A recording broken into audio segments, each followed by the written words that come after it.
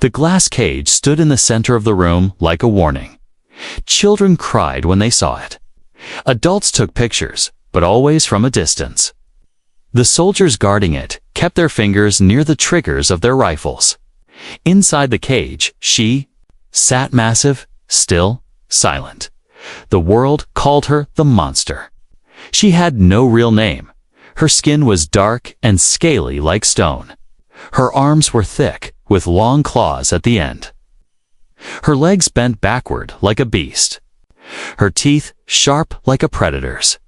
Glowing red lines ran across her arms and chest scars. Some believed. Weapons, others feared.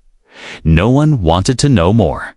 No one dared to ask, until one human stopped to look. His name was Callan, a quiet man. An engineer, not a soldier. He came to the military space facility to fix their broken system's air filters. Old power cores, wiring, nothing exciting. Just work. He didn't even know a creature was being held here. But when he passed the glass cage, he stopped walking. Something made him look. The creature looked back at him, not with anger, not with rage, not even with hunger. Just tired eyes. Eyes that didn't match the monster's body. Eyes that looked like they belonged to someone lost, someone trapped. He stood there for a long time, not moving. The others ignored him. One soldier laughed and said, "You'll lose your soul staring at that beast." Callan didn't laugh. He just looked. He didn't speak. And neither did she. The next day, Callan came back. He had no reason to. His work was on the other side of the base. But his feet brought him back to the cage. She was there, in the same corner, sitting, watching. Him again. This time, a group of children from the nearby colony came with their teacher. They pointed and made fun. One boy threw a piece of fruit at the glass. The creature growled.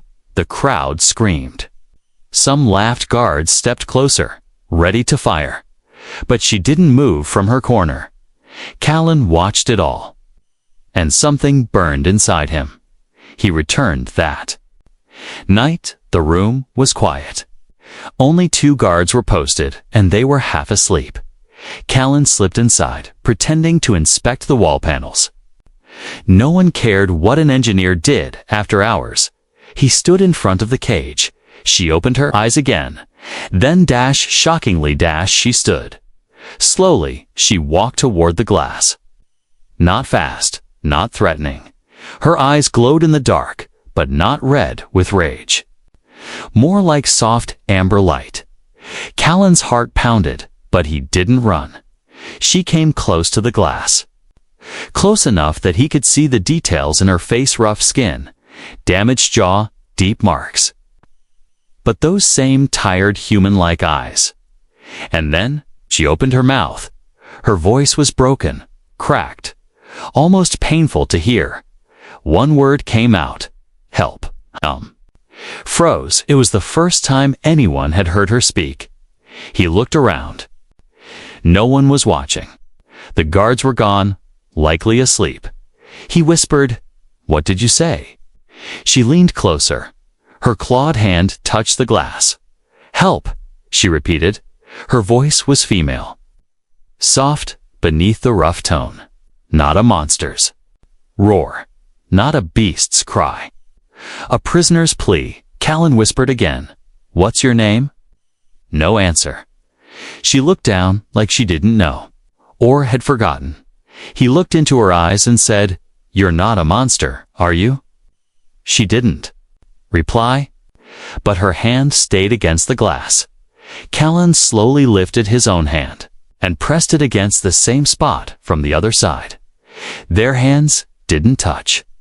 The glass stood between them, but in that moment, something passed through. Not electricity, not magic. Something deeper, something human. The next morning, the base was different. Cameras had recorded the night. Someone found the footage. The image spread fast across human and alien networks. People all over the galaxy saw it. Monster touches human through glass. Some said it was fake. Others screamed it was dangerous. Some called Callan crazy. Some called him brave. But only one thing was sure: the monster had spoken. And she had asked for help, and only one human had listened. The station was buzzing with whispers. Security was doubled. Cameras were checked again and again. Everyone had seen the footage, the so-called monster pressing her hand to the glass and speaking. Not to a guard, not to a doctor, not to a commander, to him, to Callan. Some believed it was a trick. "Beasts can't talk," said one officer. She mimicked him. "Animals do that," said another. But others were not so sure. She had spoken a clear word: help. No growl, no scream. Just one simple, desperate word, spoken softly. Like a prisoner who had waited too long for someone to listen, Callan sat in the repair room, staring at the empty screen in front of him. He had done nothing wrong. But now, everyone treated him like he was the dangerous one. 2 soldiers stood outside the room for safety. His tools had been taken. His shift was suspended until further notice. He didn't care.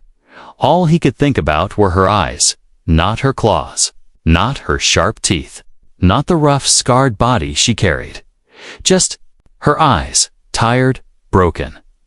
Begging, he leaned back and whispered to himself, "Why did she speak to me?" That night, Callan broke a rule. He returned to the cage again. This time, no hiding. He had nothing to lose. He walked in like he belonged. 2 guards at the door gave him a warning look. "You're not allowed near the cage anymore." Not going near it, he lied. Just checking some wall panels. They didn't stop him. He stood in front of the glass again. She was there, as if she had been waiting. Her glowing amber eyes met his, and her hand slowly rose again toward the same spot. Without fear, Callan stepped forward and placed his hand in the same place. Through the glass, they stared at each other. And this time, she spoke again. Her voice was quiet but clearer. "Why, you?" Callan blinked. "What?" She tried again. "Why you? Only you." See? Her words were broken. Hard for her to form, but still, they came. Real words, real thoughts. Callan whispered, "I don't know.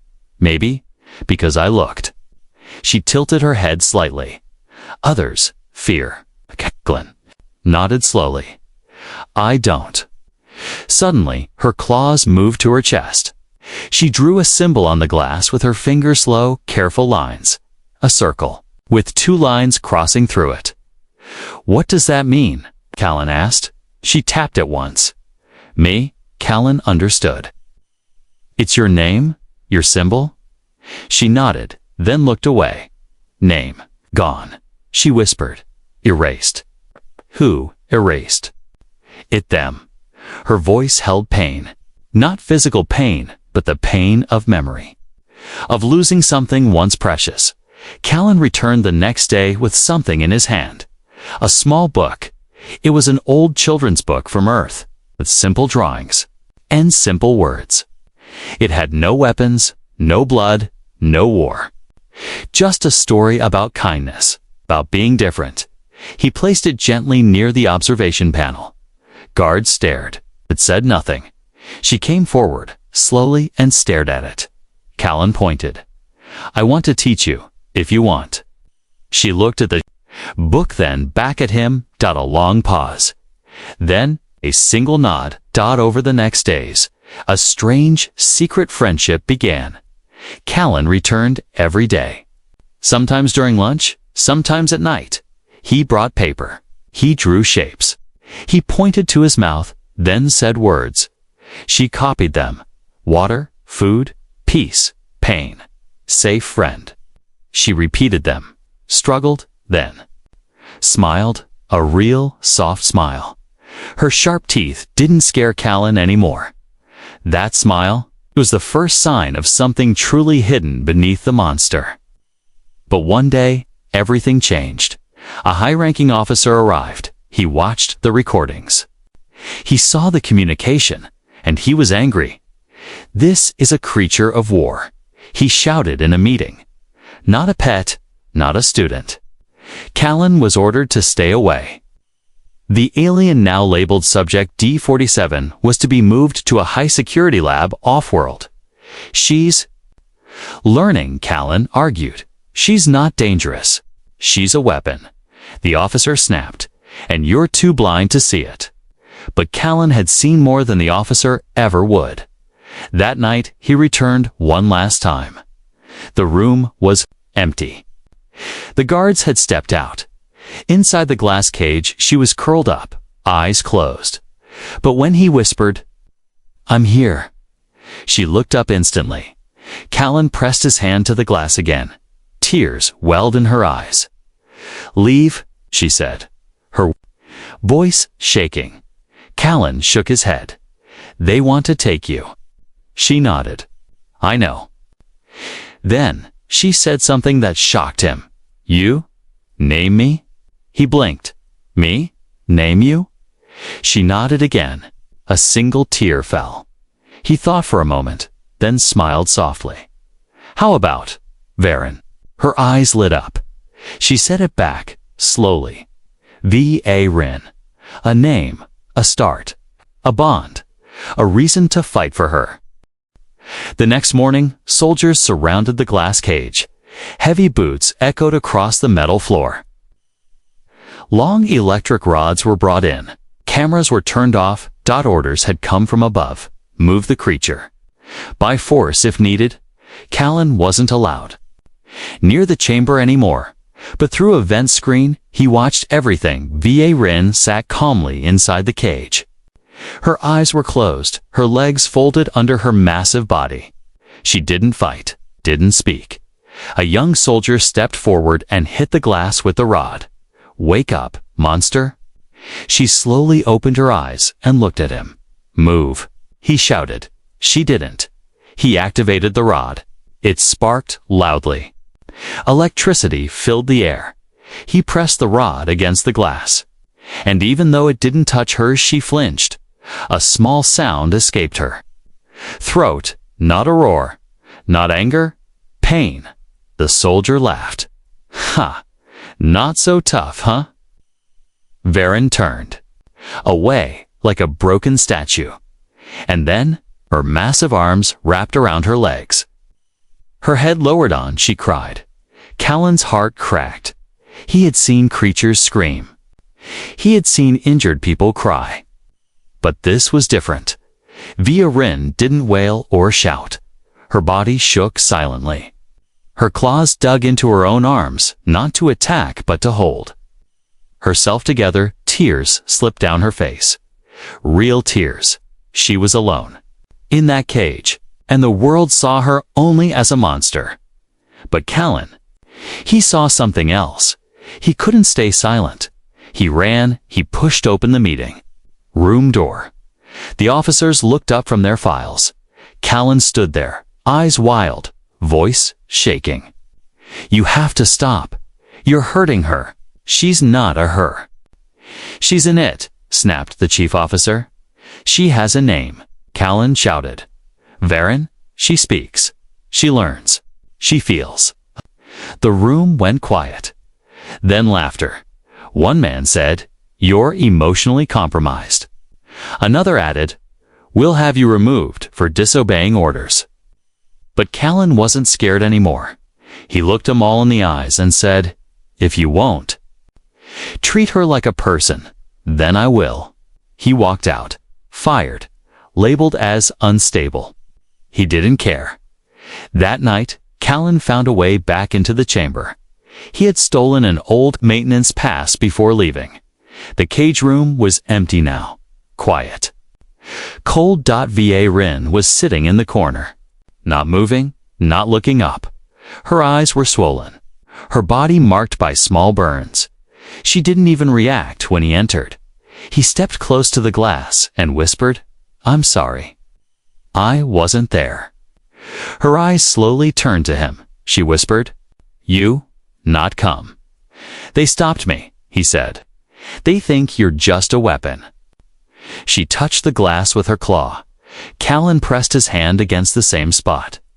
Then something unexpected happened. V.A. Rin spoke clearly. Why do you not fear me? Callan took a breath. Because I see you, not what they call you. Not what they think you are. I see you, Varen, blinked. What am I? Callan sat down in front of the cage and smiled sadly. I don't know yet, but I want to find out with you. The next morning, a storm hit the planet's orbit. It knocked out power for 1 hour during that blackout. All camera systems went off in that dark hour. Someone placed something small and soft inside the cage. It was a stuffed animal. Old, torn, but gentle. A gift from Callan's childhood. He left it quietly. No cameras saw him. No guards noticed. When the lights came back, the monster was holding it gently in her massive claws. She didn't growl. She didn't bite. She just stared at it. And then, something incredible happened. She smiled. News spread again. One guard secretly took a photo of her holding the toy. It went viral. People across the galaxy stared at the image in shock. The monster smiled. Some were angry. They said it was manipulation. A trick. Others were confused. But a few, just a few, began to ask, what if she's not a monster? A week passed. Callan stayed near the chamber every day, even though he was no longer staff. He sat on the floor and read stories aloud, even if she didn't always understand. Sometimes she copied the words. Sometimes she just listened. Sometimes she asked questions. He taught her shapes, emotions, music. She told him simple things. I dream sometimes. What do you dream about? He asked. V.A. Rin paused, then whispered, Sky, blue sky. Warm light, Callan smiled. That's called a sunny day. Varen looked down. Never seen. He promised, one day, you will. But deep underground, in a dark meeting room, powerful men and women watched the recordings. They did not smile. They only saw risk. She's manipulating the human, one said. She's dangerous, said another. This ends now. They signed a new order. Subject D-47 will be terminated. And in the shadows of the base, Callan heard the whisper of that order. He had one thought in his mind. I have to save her, even if it costs me everything. The order was clear. Subject D-47 Varese to be erased. The military didn't call it killing. They used soft words. Containment complete. But Callan knew what it meant. They had seen her tears, her smile, her learning, and still, they wanted her gone. She is a threat, the commander's voice had echoed. A weapon with a heart is still a weapon. But Callan had already made up his mind. He would not let her die in the dark of night. Callan met with someone he could trust, Dr. Mira, a quiet medical researcher. She had always stayed away from military politics. She had seen what Varen could do, but she had also seen what she refused to do. She never attacked us, Mira whispered, sliding a data chip to Callan, even when she was shocked, insulted, or starved. She only ever defended. Callan clutched the chip. What is this? Her scans, blood work, full DNA breakdown. You were right, Callan. She wasn't born a monster.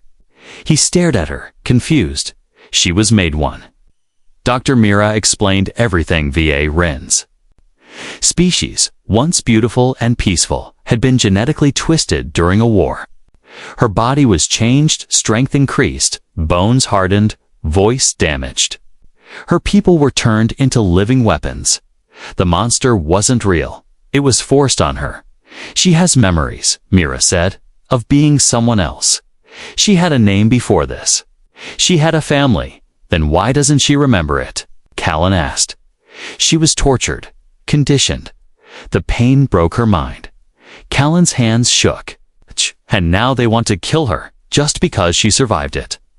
Mira looked at him sharply. They won't just kill her, Callan. They'll erase her completely, burn everything, deny she ever existed. Callan clenched his jaw. Not if I get her out first. The next hours were a blur. Callan hacked into the internal schematics. He studied guard shifts, hallway paths, emergency override codes. He had no soldiers, no backup, just a stolen security badge. And a promise. That night, the base was quiet. A fake fire drill alarm distracted most of the guards. Red lights. Flashed voices shouted over intercoms. Chaos filled the upper floors. No one noticed the maintenance door slide open. Deep underground, Callan stepped into the cage chamber 1 last time Ba Rin was awake. Sitting in the corner, not speaking, she had heard the whispers too. She knew what was coming. She looked at Callan and whispered, "End is near." He shook his head. Not today. He pressed a code into the panel. The cage hissed and unlocked. Va. Rin didn't move. "Go," he urged. "You're free?" She looked down at her claws, at her scarred arms, at her heavy body. Then, softly, she said, "What?" "If I hurt someone." Callan stepped closer. "You won't. But I did. Long ago. You weren't free then. You didn't have a choice." Varen looked into his eyes, searching for lies. She found none, slowly. She stood, the door opened. They moved through dark tunnels under the base. No guards patrolled here. No cameras either. Just old wires and forgotten pipes. Va. Rin moved silently, despite her size. Her breathing was heavy. Every step was slow, careful. She whispered, "Where do we go?" "To a ship," Callan said. "A small one. It's hidden in Bay 12. No one uses it then. We fly far away. A human colony on the edge of space." "They don't ask questions." Varen didn't reply. But her shoulders relaxed. She believed him. Halfway through the escape, a blast rocked the tunnel. The base had figured it out. Sirens screamed. "Warning! Intruder detected. All units report to lower sectors." Callan grabbed Varen's hand. "Run?" But she paused. "No," she said. "I protect," he shouted. "There's no time." But then, he saw what she meant. A group of guards had entered from the other side. Blasters ready. They fired. Va. Rin roared not with rage, but with power and shielded Callan with her body. The energy bolts hit her back. She stumbled but stayed standing. One guard shouted, "She's escaping." With the human. "Shoot to kill." Another yelled. Va. Rin's eyes glowed bright. She didn't attack. She only stood like a wall between Callan and the danger. Callan pulled a smoke canister from his belt and threw it. Thick fog filled the tunnel in the confusion. They ran. Bay 12 was nearly empty. The ship was old, but working. Callan had fixed it weeks ago just in case. They jumped inside. The doors sealed. Engines roared outside. Soldiers shouted.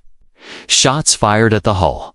But the ship lifted. Va. Rin sat beside him, her massive hand gripping the seat tightly as they flew into space. The stars opened before them. She looked out the window. Her voice trembled. "First time I see sky."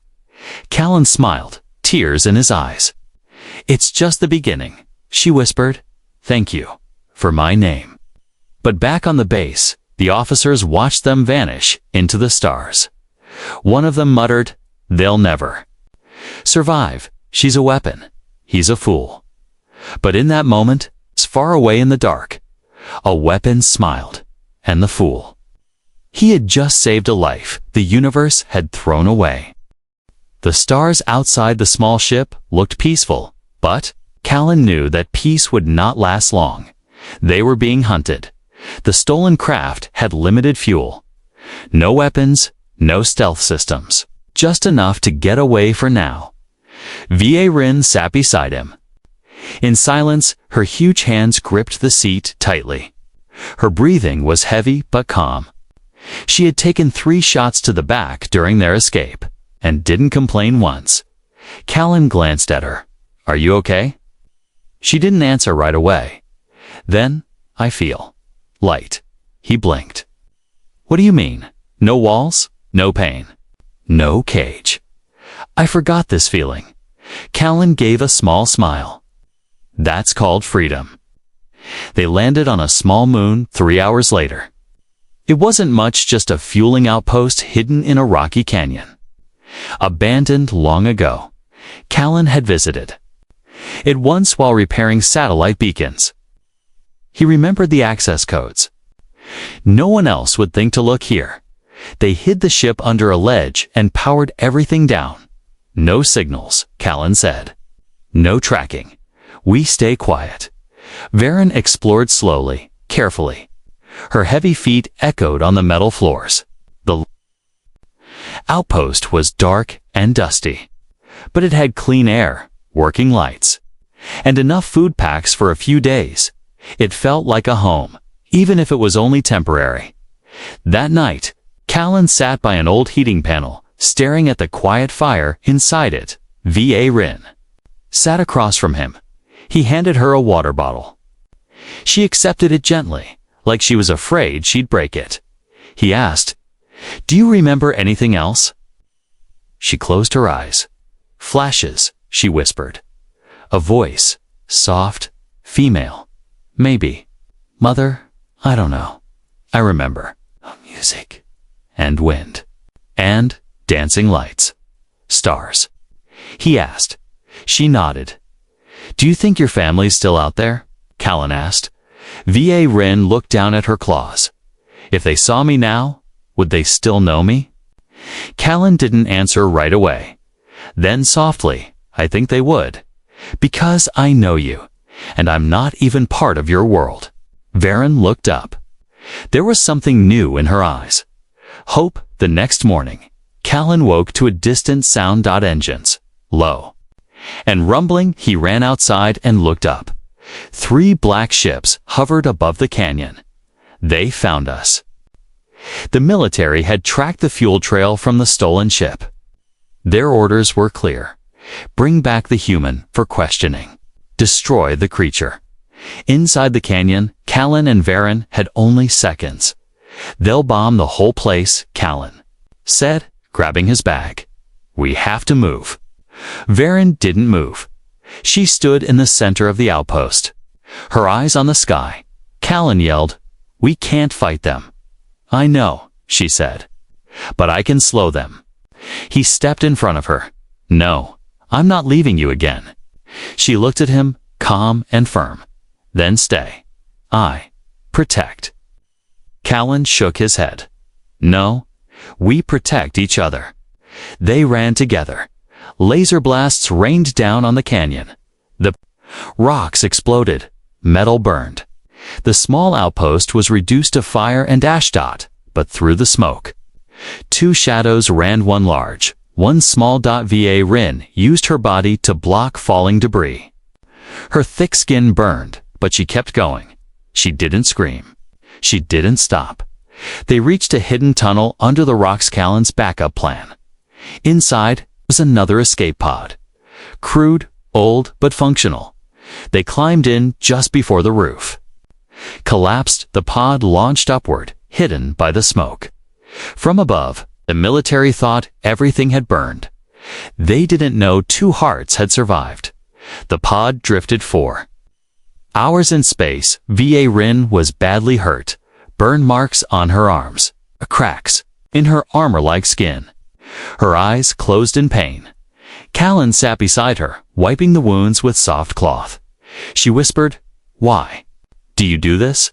"Because you'd do the same for me," he replied. She opened her eyes. "You believe that?" He looked at her firmly. "I don't just believe it. I've seen it." Her chest rose and fell slowly. "I was made to kill," she said. "But now All I want is to live. Callan reached into his bag. He pulled out a small necklace. A tag, simple metal. He placed it in her hand. On it was engraved, Varen, survivor, friend. She held it tightly. Her voice cracked. No one ever gave me anything before. He smiled. Well, now you've got a name. And someone who won't leave you. In the far distance, a new planet came into view. Green fields, blue skies. A quiet human colony far from war. They had made it, but their journey was only beginning because the world still called her a monster, and only one human had ever dared to call her something else. Friend, the ship landed quietly on the green world of Arden-3. It was a peaceful planet, no warships, no military bases, no cameras. Just open skies, gentle winds, and soft sunlight that touched everything with golden light. The human colony here was small. Farmers, builders, families who had left behind big cities and broken politics. They had no interest in war. Only survival. And peace. It was perfect. But Varen had never seen a place like this. She stepped out of the ship slowly. The wind touched her scarred skin. And she froze. She closed her eyes. It felt warm. It was her first real breeze. No walls, no cold metal. No gun barrels pointed at her. Just wind, just freedom. Callan stood beside her, watching. Feels strange, doesn't it? Varen nodded. Feels like a dream. They moved into an old farmhouse that hadn't been lived in for years. The owner had passed away, and the colony leader allowed Callan to fix it up. She's with you? The leader asked, glancing at Varen. Callan nodded. She's family. The leader studied her for a long moment. Then he simply said, if she helps and doesn't harm, she's welcome. Varen didn't understand every word, but she bowed her head with respect. In the weeks that followed, life began to change. Varen helped rebuild the broken fences. Her strong arms lifted, would like it was paper. She worked with quiet focus. She never asked for praise, never asked for food. But the people noticed at first. They stayed far from her. Children hid behind their parents. Even the animals kept their distance. One child called her a monster. Darren heard it. She didn't react, but that night, she stayed in the barn alone and said nothing for hours. Callan sat beside her in the dark. The stars above the roof twinkled through the holes. You okay? He asked, gently. She finally replied, maybe. They are right. No, Callan said. They just don't know you yet. I scare them. You scared me too, he admitted. She looked at him, surprised. But not anymore, he added. Now when I look at you, I don't see a monster. I see someone brave, someone strong, someone kind. She looked down at her hands. I don't know who I am, she whispered. Callan smiled softly. Then we'll find out together. The next day, something changed. A group of small alien children from another species, green-skinned with glowing spots, approached the farm. They were curious, peeking from behind bushes, whispering to each other. One of them pointed at Varen, who was kneeling beside the soil, planting seeds with care. The bravest child stepped forward. Are you a warrior? Varen looked up, surprised, then slowly nodded. Yes, but not now. The child blinked. You have claws. Varen showed her hand. They help protect. The child smiled. Can you show me how to dig like that? She hesitated, then nodded. The children gathered around her for the first time. They weren't scared by the end of the week. The colony saw something they never expected. Laughter. It came from the field. Varen was sitting under a tree, telling a simple story in broken English. Children sat in a circle, listening closely. Some drew in the dirt with sticks. One had given her a flower. She wore it behind her ear. Her red eyes, once feared, now seemed gentle.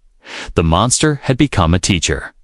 One evening, during a festival, the colony lit lanterns and floated them into the sky. Everyone wrote one wish on their lanterns before letting them go. Callan handed Varen a paper. She stared at it for a long time, then slowly wrote one word: peace. As her lantern rose, she looked at Calen that and said, "This is what I want now. Not revenge, not war, just peace." He nodded. "Then peace is what you'll have. But peace never lasts forever." Far above Arden 3, a ship exited from hyperspace. A black military vessel. No colors. No lights. It stayed hidden in orbit, scanning the planet inside the control room. A voice spoke coldly. "We've located subject D-47, human Callan with her. Awaiting orders." Another voice responded. "No witnesses this time. Eliminate both." Quietly. On the surface, Callan looked up at the stars and felt a chill. Varen sat beside him. She whispered, "Something is coming." He nodded. "Then we'll face it together." Because this time, she was not alone. This time, the monster had a name, and a family, and a reason to live. High above Arden 3, the black warship waited. It didn't announce its arrival. No lights, no signals, no warnings. Inside, cold officers stood in silence. The same people who had once caged Varen. The same people who had ordered her death. They had found her again, and this time they had a new command. No trial. No rescue. No survivors down on the planet. Varen was feeding the birds. She sat under a tree, the same tree where the colony children often gathered to hear her stories. The flower behind her ear was dry now, but she still wore it proudly. Callan arrived, holding a small radio. His face was tense. "Orbit scanners picked up a signal," he said. "It's military." Varen nodded slowly. "They found me. We have to run," he whispered. She looked out at the fields, the children playing in the distance. The peaceful colony that had started to accept her.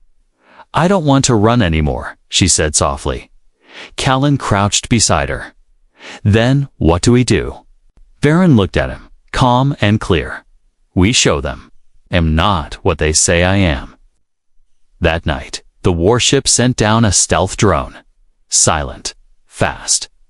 Armed, it hovered near the farmhouse, ready to strike. But before it could lock onto its target, something incredible happened. Hundreds of lights turned on. The entire colony had come.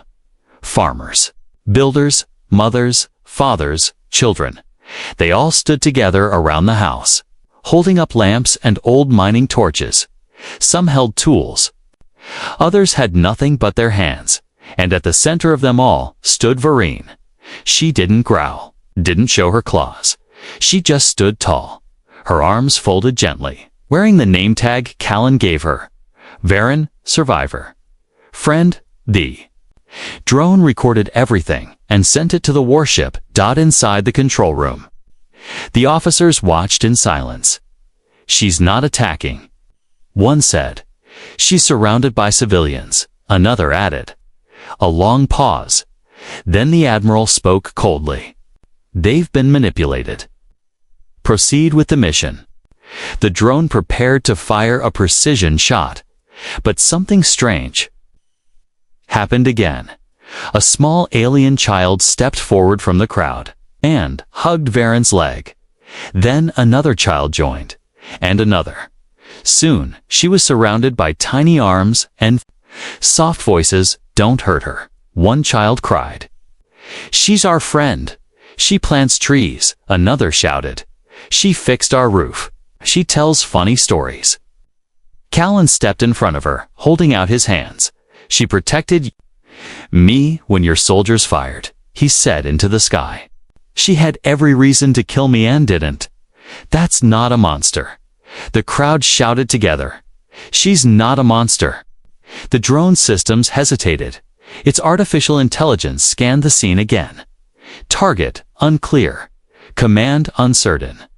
Back on the warship, the admiral shouted, "Override the drone. Fire now." But before the command could go through, new ship entered orbit.